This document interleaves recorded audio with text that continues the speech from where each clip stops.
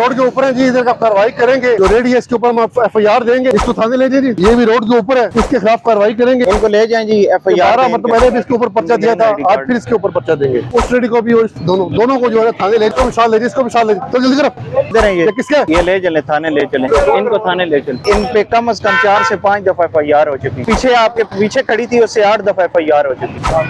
किधर गया?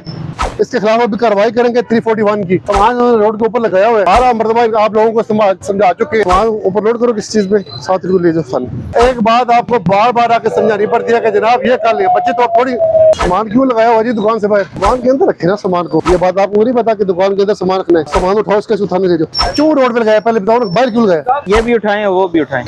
मेरे कुछ में सर, एक मिनट ये ID कार्ड देगा। इधर इधर इधर मेरे पास क्यों लगाया बाहर सामान? ये फुटपाथ है, इधर लोगों ने गुजरने हैं, आपने रास्ता बंद किया हुआ है। आप ये रास्ता बंद करेंगे, लोग वो रोड के ऊपर से गुजरेंगे। माशाल्लाह बड़ा अच्छा काम किया आपने, ट्रैफिक पुलिस ने रोड क्लियर कर दिया, मुश्किल हटा दी है, ट्रैफिक रमा दमा हो गया माशाल्लाह से। इस गर्मी के अंदर आप लोग बाहर खड़े होते हैं और हम लोग अंदर बैठे होते हैं।